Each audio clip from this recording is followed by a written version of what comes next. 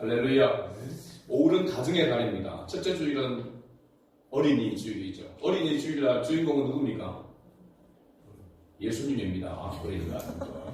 어버이날 주인도 어버이가 아닙니다. 예수님입니다. 할렐루야. 어떤 의미인지 아시죠? 그죠? 우리가 하나님을 예배하는 것은 지금 어린아이들을 잘 돌보고 어린아이들을 높여주자라는 그런 차원에서의 예배가 아니고 오직 우리에게 구원의 은혜를 베풀어 주시고 인도해 주시는 하나님만이, 예수 그리스도만이 우리의 예배의 대상자가 되시는 줄로 믿습니다. 그러기에 예배에 있어서의 모든 영광과 존귀와 높임은 오직 성삼위 하나님만이 높임을 받아야 될 줄로 믿습니다. 둘째 주일은 우리가 어버이 주일, 셋째 주일은요 5월 15일이 스승의 날이니까 쯤에서 셋째 주일을 보통 스승의 주일이라 이렇게 이야기하고, 넷째 주일은 뭘까요? 네, 부부의 날이 며칠이죠? 네, 부부의 날을 잘 모르나요? 둘이 하나 된 날에 대해서 21일을 부부의 날이라고 이렇게 이야기합니다. 둘이 하나 안 된 분들은 잘 모르죠. 그래서 하여튼 부부의 날입니다. 그래서 5월의 가정의 날, 특히 어린이 주일, 그리고 어버이 주일, 스승의 주일은 공적으로 정해진 날이 있습니다. 그러나 부부의 날은 공식적으로 정해졌다기보다는 그렇게 의미상 둘이 하나가 되었다라고 하는 그런 의미로서 부부의 날을 이렇게 가지고, 또 교회에서 많은 교회들이 부부의 주일로 또 이렇게 지키는 것을 봅니다. 어쨌든 모든 어린이나 어버이나 또 스승이나 또 부부나 그 모든 것에서의 예배의 대상자는 오직 예수 그리스도밖에 없다는 사실을 우리는 항상 인식해야 될 줄로 믿습니다. 그래서 어린이 주일이지만 오늘 어린이들에게 선물도 주고 하는 그런 부분들은 우리가 하지만, 예배에 있어서의 주인공은, 예배의 대상자는 오직 예수 그리스도밖에 없다라고 하는 그런 믿음으로 예배하는 그런 저와 여러분 될 수 있기를 주의 이름으로 축복합니다. 아멘.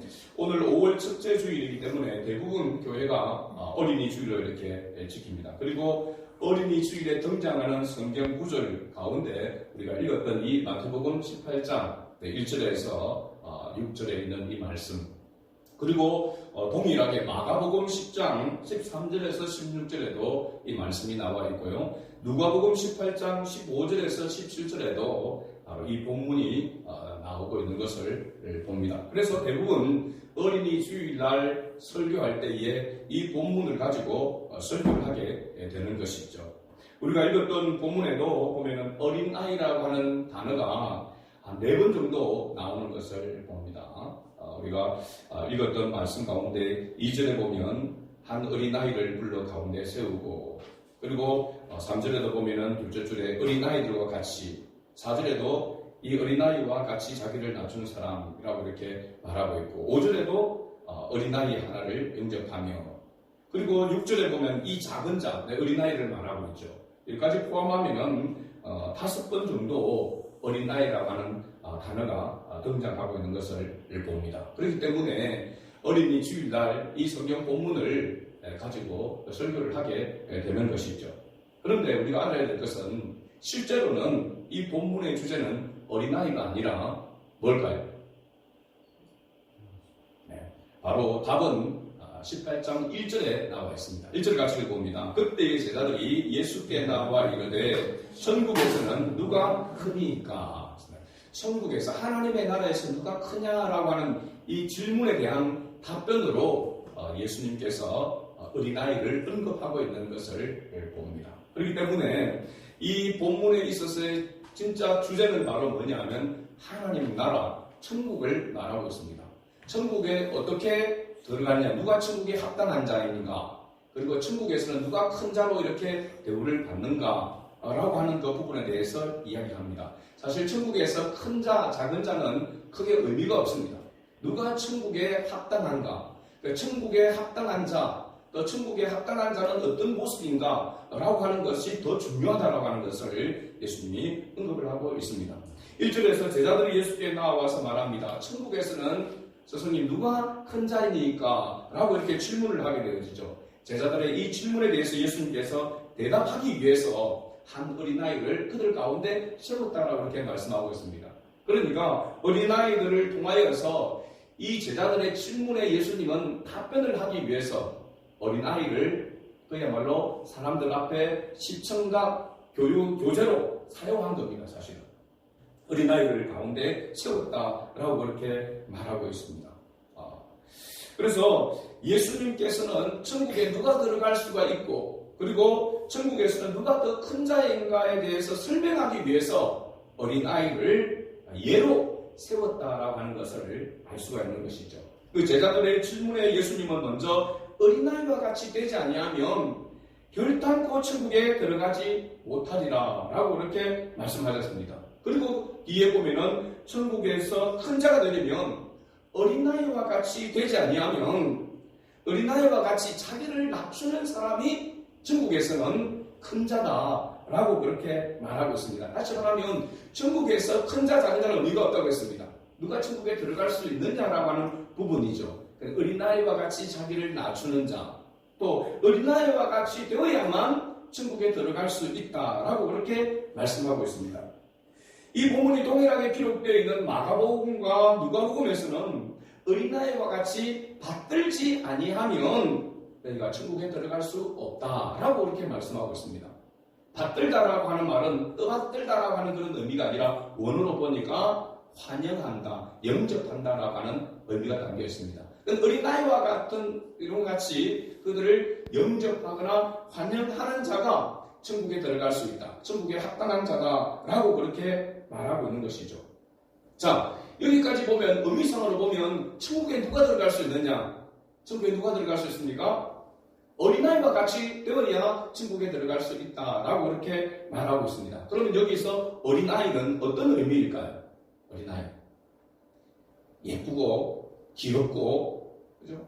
또 내면적으로는 순수하고 깨끗하고 맑은 그런 사람을 우리가 그런 어린아이, 순수함, 깨끗함, 맑고 천진난만함, 그죠?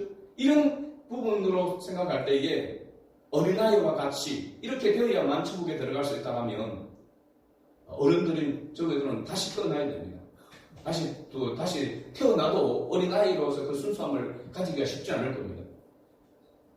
자, 깨끗하고 순수하고 맑은 그런 영혼이 되어야 하나님 나라의 천국에 들어갈 수 있다라고 이야기하면 우리가 하나님의 말씀을 쭉 생각하고 묵상할 때에 창세기부터 요한계시록까지 전체적인 성경은 구속사적인 그런 의미를 담고 있습니다.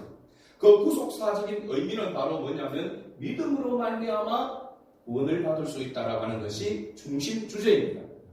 할렐루야. 오직 믿음으로 의롭게 될 수 있고 믿음으로만 구원을 받을 수 있다라고 하는 것이 성경의 핵심 내용이라고 말할 수 있습니다.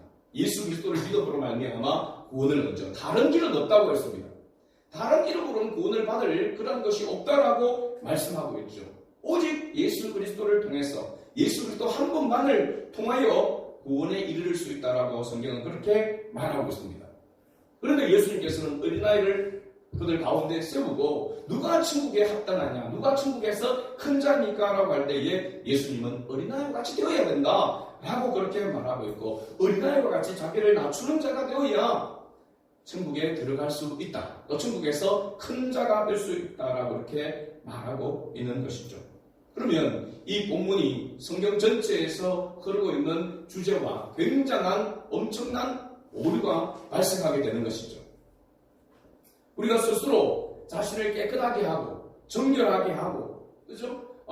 맑고 순수한 그러한 모습으로 우리가 어떻게 보면은 자신을 비워내고, 그죠? 깨끗함을 가져야만 하나님 나라에 들어갈 수 있다라고 한다면, 여러분 우리가 지금 신앙생활하고 있는 기독교에 대한 이런 부분에 있어서는 상당히 고민이 생기게 됩니다.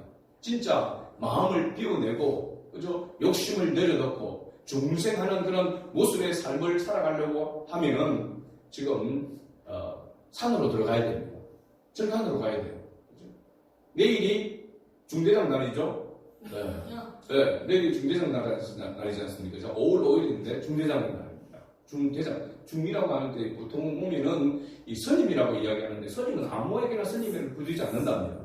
대부분은 중이라고 이렇게 부르는 것이 맞답니다. 그래서 중에서 대장이니까 어머니가 중대장날이다 이렇게 이야기하더라고요. 그래서 오적한 이야기지만 아무튼 우리가 생각할 때에 속세를 떠나서 산에서 끊임없이 자기를 비워내는 고행, 수행을 통하여서 그나마 인간으로서 최대한 자기를 비워내고 깨끗하고 순수함을 회복하기 위해서 먹는 것도 그죠? 그렇게 예쓰는 그 사람들이 오히려 천국에 들어가는 조건에 더 가깝지 않나 이런 생각이 들잖아요. 그럼 우리가 지금 교회로 올 것이 아니라 절로 가야 된단 말이죠. 그런 생각을 하게 되는 거죠. 그런데 성경에서 말하는 이 부분과는 우리가 맞지 않는 그런 부분임을 보게 됩니다. 자, 그렇다면 예수님께서 제자들의 이 질문에 어린이 아이들을 그들 가운데 세우시고 어린 아이들과 같이 되라라고 한 이유가 무엇인가? 그 내면적인 부분을 우리가 알아야 하는 것입니다. 예수님은 당시 어린 아이들이 사회에서 어떤 취급을 받고 있는지에 대해서 잘 알고 계셨습니다. 예수님 당시 어린아이와 여자들은 숫자에 들어가지 못했습니다. 숫자를 가리는데 그 숫자에 포함되지 못했습니다. 그래서 성경에도 보면 어린아이와 여자를 제외한 5,000명이 모였다고 했습니다. 500미어의 기적 가운데서. 나머지 어린아이와 여자들은 숫자에도 포함되지 않았다니까요. 그래서 그 여자를 무시하는 그런 부분입니다. 왜냐하면 여자를 무시한다라고 하는 것도 있지만은 남성 가부장적인 것이 너무나도 강하기 때문에 그렇다고 했습니다. 사회였단 말이죠. 그러니까 여성들은 무시를 당하게 되어지게 되고 어린아이는 왜 무시를 당했나? 어린아이는 어른에 비해서 지적 수준이나 생각이 부족하기 때문에 어린아이들은 어떤 회의나 어떤 의논을 하게 될 때에 어린아이는 거기에 대상이 되지 못하고 끼일 수가 없다라고 하는 겁니다. 그래서 여자와 아이들은 굉장히 천시되어지고 멸시받는 그런 당시의 사회입니다. 그런데 그 어린아이를 예수님께서 제자들이 묻는 그 질문에 어린아이를 가운데 세우고 설명을 하고 있는 것은 이 어린아이가 순수하기 때문에 맑기 때문에 깨끗하기 때문에 어린아이를 세워서 어린아이와 같이 되지 않으면 천국에 들어가지 못한다고 말하고 있는 것이 아니라 이 어린아이는 바로 너희들이 생각하는 것처럼 어른들이 모여있는 곳에 오지도 말라고 했습니다. 어린아이들이 내게 오는 것을 금했다고 했습니다. 제자들조차도.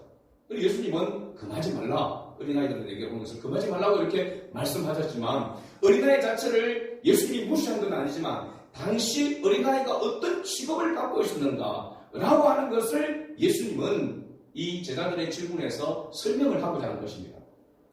그래서 3절 말씀에 보게 되면 너희가 돌이켜 어린아이들과 같이 되지 아니하면이라고 하는 것을 현대인의 성경에서는 보니까 어떻게 번역이 되어 있냐면 너희가 변화되어 어린아이들과 같이 되지 아니하면 그러니까 조금 의역을 한 거죠. 단순히 그냥 어린아이처럼 어린아이와 같이 되어야 천국에 들어가는 것이 아니라 그 앞에 뭐가 들어가는 겁니까? 변화되어 그 다른 우리 여기에 보면 돌이켜라고 그렇게 말합니다. 돌이켜. 변화되어 된 사람이 어린아이처럼 순수하고 맑고 그런 영혼의 모습이 되어야 된다라고 하는 것을 말하고 있는 거죠. 이 변화되어라고 하는 단어를 넣은 것은 변화는 누구를 통해서만 내올 수 있습니까? 예수 그리스도를 통해서만 우리가 거듭날 수 있고 변화될 수 있기 때문에 이 부분을 넣어놓은 것입니다. 그런데 대부분의 영어 성경에서 보니까 자기를 낮추는 사람이 천국에서는 크다라고 이렇게 이야기했는데 이 자기를 낮춘다라고 하는 것을 대부분의 영어 성경에는 어떤 단어로 번역되어 있느냐 하면 흠벌이라고 되어 있습니다. 흠벌. 무슨 뜻이죠?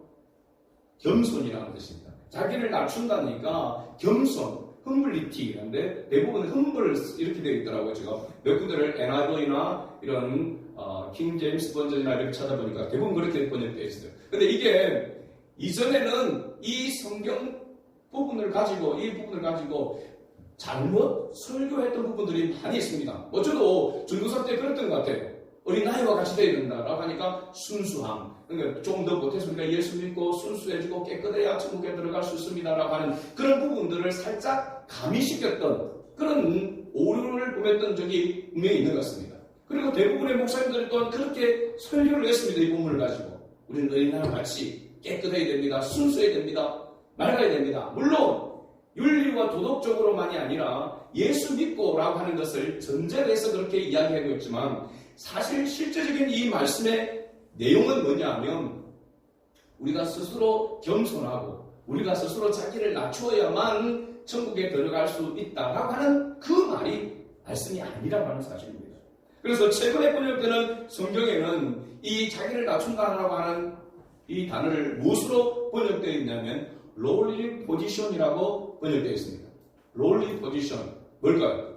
낮은 자리라고 낮은 위치, 낮은 위치. 그러니까 자기의 낮은 위치, 자기의 위치가 어떠한가라고 하는 것을 아는 자라고 하는 사실입니다. 어린아이예요. 어린아이의 순수함이 맑음이 아니라 어린아이의 그 위치, 어린아이의 그 지금 취급받는 그 모습이 어떠냐는 겁니다. 아주 낮은 것처럼, 그죠? 멸시받는, 그죠? 무시되어지는 그러한 모습을 이야기합니다. 그러니까 자기를 낮은 자임을 알고, 자기가 부족한 자임을 알고, 자기가 죄인임을 알고, 그 죄에서 구원함을 받은 자가 하나님 나라에 들어갈 수 있다라고 하는 것을 말해주고 있는 것이죠. 단순히 스스로 겸손해서, 단순히 스스로 맑고 깨끗하고 착해서 하나님 나라에 들어가는 것이 아니라 자기의 미천함을 알고 자기가 죄인임을 깨닫고 인정하고 예수가 그리스도이심을 영접하는 자, 예수가 그리스도이심으로 환영하는 자가 하나님 나라에 들어갈 수 있다라고 하는 것을 말씀해주고 있는 거죠. 그래서 우리가 잘 아는 요한복음 1장 12절 말씀, 영접하는 자, 곧 그 이름을 믿는 자들에게는 하나님의 자녀가 되는 권세를 주셨으니, 할렐루야. 하나님의 자녀가 되는 권세가 뭐냐? 영접하는 자, 받아들인다는 말이죠. 자기가 비천함을 알고 자기가 죄인임을 알고 그 죄를 대속하고 씻어줄 수 있는 분은 예수 그리스도밖에 없다는 것을 알고 그 예수님을 맞아들이는 자, 영접하는 자가 하나님의 자녀가 되는 권세를 얻게 된다라고 말하고 있는 것입니다. 자, 이렇게 우리가 하나님의 자녀가 되는 것, 하나님 나라 천국에 들어갈 수 있는 그 조건이 원래 우리에게 있었던 것이 아니라 전적으로 예수 그리스도로 말미암아 하나님의 은혜로 말미암아 주어졌다라고 하는 것을 깨닫게 될 때에 오늘 우리가 6절 말씀에 보면은 이렇게 기록하고 있습니다. 같이 읽어볼까요? 누구든지 나를 믿는 이 작은 자 중 하나를 실족하면 차라리 연자맷돌이 그 목에 달려서 깊은 바다에 빠뜨려지는 것이 나으니라. 6절과 7절 이 두 부분을 보면은 실족이라고 하는 단어가 나옵니다. 예수님께서 어린아이를 가운데 세우고 천국에 들어갈 수 있는 자, 천국에서 누가 큰 자인가를 설명하면서 예수님께서 그 뒤에 부분에는 뭐냐면 실족이라고 하는 단어를 사용하고 있는 것을 봅니다. 실족시킨다. 자, 이 말은 뭐냐면 내가 구원을 받은 것이 내 의나 내 공로나 내 덕으로 말미암아 구원이 이루어진 것이 아니고 전적으로 100% 하나님의 은혜로 말미암아 하나님의 절대적인 주권으로 말미암아 우리가 은혜를 입어서 그 믿음으로 구원에 이르게 되었다라고 하는 것을 인정하고 깨닫게 된 자는 절대로 아무리 연약한 자라 할지라도 그 당시 멸시를 받는 어린아이, 여자들과 마찬가지로 그런 연약하고 비천한 존재라 할지라도 누구도 그들을 무시할 수 없다라고 하는 것입니다. 경시할 수 없다는 겁니다. 그죠? 여기 잘 보면은 6절에 누구든지 나를 믿는, 누구를 믿는다는 말입니까? 예수님을 믿는 작은 자 중에 어린아이, 예수님을 믿는 작은 어린아이, 보잘것없는 그 어린아이라 할지라도 그 어린아이를 실족해 하면, 왜 실족해 합니까? 네가 뭐하려고 어린아이가 네가 구원을 얻었단 말이가? 네가 그 구원을 얻을 수 있나? 그렇게 미천한 존재가 어떻게 구원을 받을 수 있어? 어떻게 구원받는 사람들의 이 모임에 나올 수 있어? 이렇게 하면 실족하게 된다는 거예요. 실족시킨다는 겁니다. 그 실족시키는 것에 대해서 예수님께서 뭘 묻겠다는 겁니까? 죄를 묻겠다는 것입니다. 왜? 우리가 구원을 얻은 것이 어른이기 때문에, 지적 수준이 높기 때문에, 어떤 덕망이 높기 때문에 구원을 얻은 것이 아니라 동일하게 우리가 하나님의 은혜로 말미암아 구원을 받았기 때문에 은혜로 구원을 받은 사람을 우리가 절대로 무시하거나 멸시할 수 없다는 겁니다. 실족시킬 수 없다는 겁니다.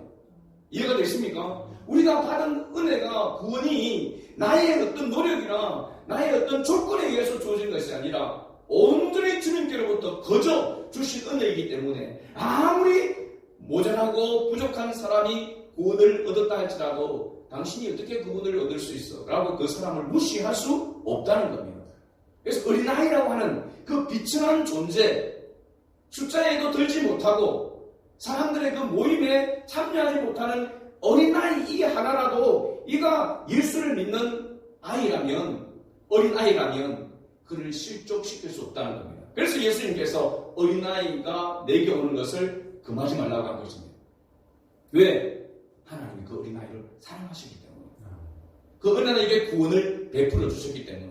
자, 이것을 우리가 교회에 적용해 볼 수 있습니다. 우리가 교회 안에서 모두가 예수 그리스도를 믿어 하나님의 자녀가 되었다고 한다면 우리는 하나님의 은혜를 입은 자입니다. 이 하나님의 은혜를 입은 자가 우리 같은 지체 안에 있는 구원받은 자녀를 향하여서 우리가 무시하거나 멸시하거나 미워하게 된다면은, 그래서 그 사람을 실족해 시킨다면 하나님은 그 실족해 하는 죄를 묻겠다는 겁니다. 왜 실족해 하게 될까요? 왜 같이 구원을 받은 성도들끼리 서로 찌르고 해서 실족하도록 만드는 이유가 뭘까요? 내가 어떻게 구원을 받았는지, 내가 어떤 존재인 것을 잊어버리게 되면, 내가 당신보다 사회적으로 좀 더 높은 자리에 있고, 내가 당신보다 생활 수준도 높고, 내가 더 많은 것을 소유하고 있는데 교회에서 나한테 이럴 수 있어? 당신이 나한테 이럴 수 있어? 이게 어떤 모습이냐? 바로 실족해 하는 모습인 것입니다. 교회 안에서는 세상에 아무리 지위가 높고 아무리 많은 것을 가지고 아무리 퍼펙트한 그런 조건을 가졌다 할지라도 어느 누구라도 실족시킬 수 있는 자격이 없습니다. 그 실족시킨다면 그는 하나님의 은혜를 헛되이 받은 것이고 하나님의 은혜를 깨닫지 못한 자라고 하는 것을 말해주고 있는 것입니다. 결론으로 봅시다. 예수님께서 어린아이를 제자들을 그 질문 가운데 쓰었습니다. 하나님의 나라에 합당한 자가 누구냐? 이 비천한 존재인 어린아이고 하나님께서 구원의 은혜를 베풀어 주시고 하나님의 긍휼과 자비하심이 함께함으로 말미암아 구원의 은혜를 입었다라고 한다면 그 어린아이를 누구도 무시할 수 없다. 또 하나님의 나라 천국에는 어떤 자격이나 조건에 의해서 자기의 의를 가지고 하나님 나라에 들어갈 수 있는 사람은 한 사람도 없다라고 하는 것을 예수님께서 가르쳐주고 있는 것입니다. 자, 여기에서 그러면 우리가 착함과 선함과 깨끗함과 맑은 영혼은 그럼 필요 없는가? 그렇지 않습니다. 이것이 구원을 얻는데 조건은 못 되지만 구원받은 하나님의 자녀에게 나타나야 될 열매는 깨끗한 심령이 되어야 되는 것입니다.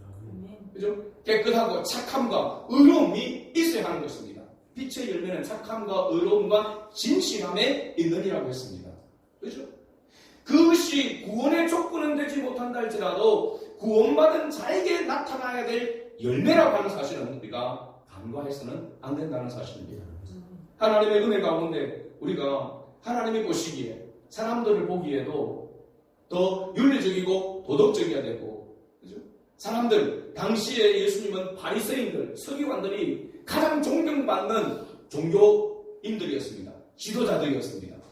너희 의가 서기관과 바리새인보다 더 낫지 못하면 결단코 천국에 들어가지 못하리라고 했습니다. 그것은 두 가지 의미입니다. 하나는 서기관과 바리새인들이 율법을 지킴으로 말미암아 의롭다라고 생각하는 것, 그것은 합당하지 않다. 오직 예수 그리스도의 의로 말미암아 구원함을 받을 수 있다라고 하는 그 의미 하나와 예수 그리스도를 구원의 주님으로 믿는 자라고 한다면, 그의 가르침을 따라 순종하는 자라고 한다면 윤리와 도덕적으로도 바리새인과 서기관보다 나아야 한다는 사실을 말하고 있는 것입니다. 오늘 왜 교회가, 왜 그리스도인들이 세상에서 마치 맞설 잃은 소금같이 그런 취급을 받고 있습니까? 이것은 크게 두 가지의 문제입니다. 첫째는 뭐냐면 하나님과의 우리와의 관계가 결속이 연약해져 있기 때문에 그렇습니다. 은혜를 잊어버리면, 은혜에서 멀어지게 되면 다른 사람들을 찌르게 되어지게 되고 상처를 주게 되고 실족시키게 되는 그런 모습으로 나타나게 됩니다. 그래서 교회 안에서 얼마나 싸우는지를 모릅니다. 교회 안에서 하나가 되어도 부족한데 교회 안에서 서로 싸우는 그런 경우를 많이 봅니다. 그래서 교회가 분쟁이 일어나고 법적으로 싸우려고 하는 그런 일들이 많이 일어나고 있습니다. 아마 가면 갈수록 더 많이 일어나게 될 것이라고 저는 봅니다. 왜? 사랑이 식어져 가기 때문에. 하나님의 은혜에서 멀어져 가기 때문에. 그러나 어느 교회가 살아남고 건강한 교회로서 그 교회의 사명을 감당할 수 있는가? 모두가 자기의 부족함을 알고 자기의 미천함을 알고 오직 하나님 당신의 은혜만이 필요합니다. 우리 모두가 하나님의 은혜로 하나가 되었습니다. 구원함을 받았습니다. 라고 하면서 서로 위로하고 격려하면서 성령의 하나 되게 하심을 힘써 지키며 나아가는 그 교회는 하나님께서 절대로 무너지지 않고 하나님께서 끝까지 붙드시는 줄로 믿습니다. 여러분, 우리 교회가 어떤 교회가 되겠습니까? 우리 안에 숫자도 많지 않는데 그 가운데서 서로 네가 옳니 내가 옳니, 네가 잘났니 내가 잘났니 하면서 서로 무시하고 멸시하는 그런 모습으로 나아가기를 원하십니까? 모두가 부족함을 알고 연약함을 알고 주님의 은혜가 아니면 안 됩니다. 모두가 다 주님의 은혜가 필요합니다. 저렇게 연약해도 저렇게 부족해도 주님의 은혜가 필요합니다라고 서로의 연약함을 보면서 기도하고 위로하고 격려하면서 성령의 하나 되게 하심을 힘써 지키며 나아간다면 반드시 주님은 우리 교회에 복을 더하여 주실 줄로 믿습니다. 주님의 몸된 교회에 속한 모든 주의 권속들이 영혼이 잘된같이 범사가 잘되며 강건해지는 그런 복을 받아 누리게 될 줄로 믿습니다.